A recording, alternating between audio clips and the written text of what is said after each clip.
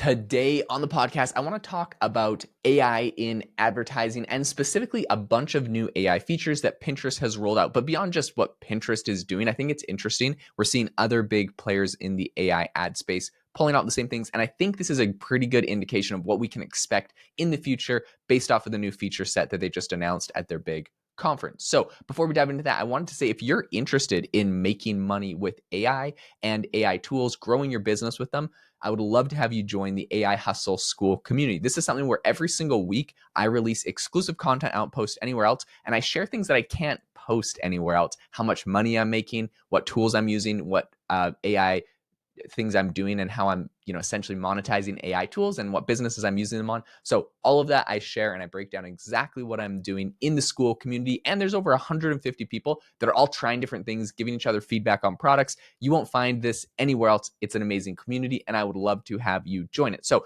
it's $19 a month. We're going to raise the price to $100 a month in the future, but if you get it now, it's a fraction of that. You can lock in the price and it will never be raised on you. So I would love to have you in the community if you are building or making money with AI or looking to get into that. So what exactly is Pinterest doing? What I find interesting here is beyond just the AI features that Pinterest has rolled out, the results. There's some insane results. I'm going to break them down in the study. But first, the main things that they have rolled out is the new capabilities they said are going to be rolling out on Tuesday. But essentially, they're helping advertisers who want to make their Pinterest product pins more attractive, get more clicks, all of that. So they have a couple different things. The main one, though, is that they have generative AI to do backgrounds on products. So typically products that you see on a lot of advertising platforms, including Amazon, are just white background, your product picture, maybe like makeup or maybe like a keychain or whatever, and it's just a white background. They're finding that they're getting better results when they actually generate them in a setting. Now, this isn't like crazy. People have been doing this for a long time, but it's usually the company that will go and hire a photographer to go take your product, place it in a nice place, take these nice photos.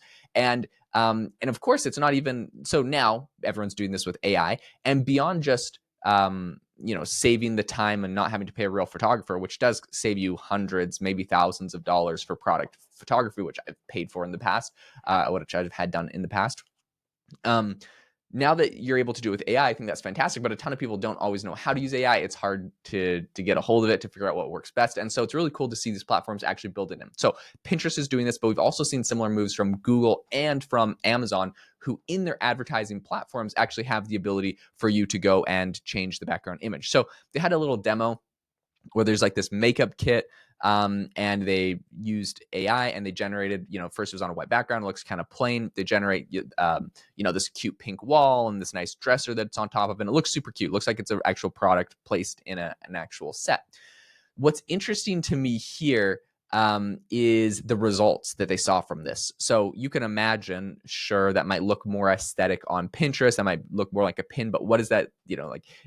Number one, my question was like, do more people actually click on this? And if so, do they just think it's an image? They just click on it and they realize it's a product and they move on. Does it actually sell more? So the results are in, and this is what they found.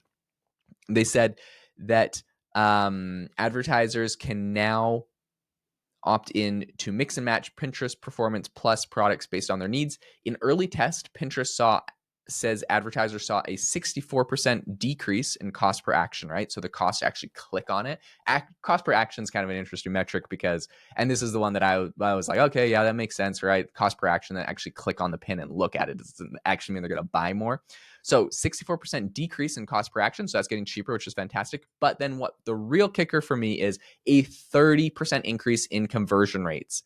That is amazing. That's absolutely amazing. Their conversion rates actually getting people to buy it are increasing. So that's amazing. And then the other thing that I thought was great is they said that there was a 1.8x return on ad spend. So you're making your money back. If you spend $1, you're making $1.80 back on your ad spend.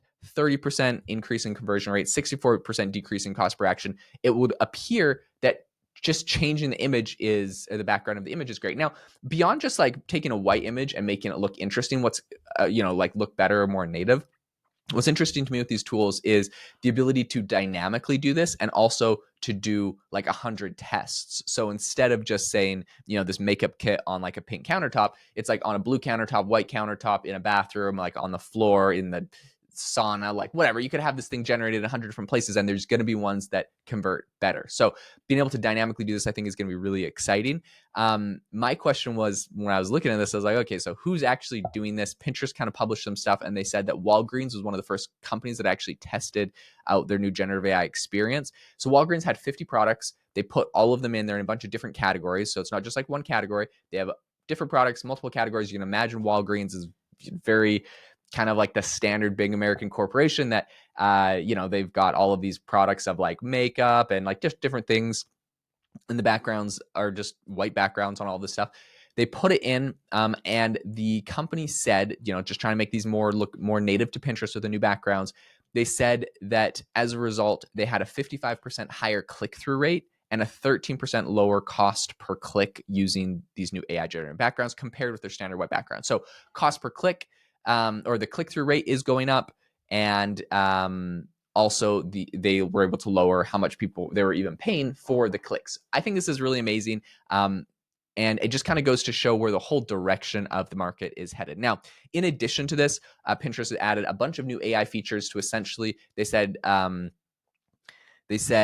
a combination of AI and automation features will help advertisers more quickly create their campaigns with 50% less inputs required. So when you're actually creating these ads and these ad campaigns, they're able to essentially infer more of what's actually going on and build out your campaign without you having to manually do stuff. We're seeing similar things from Google, where Google has a new feature where you can put just the link to your web page or the sales page of your product, and Google's going to build out all the ads. You're going to do the headings, the descriptions, multiple descriptions, all sorts of content within the ad itself. They just build it all out for you, which is amazing, because back in the day, I used to have a marketing agency, and I would do people's Google ads, and it would just, it'd take a lot of time. You'd make like 20 different descriptions and titles, and you're testing all these different things out, and it's just a lot of effort, where especially for companies that have like a catalog of like 1,000 products or something, it just would take an insane amount of time. So being able to just have it all dynamically done, I think, is the future. AI can 100% handle that.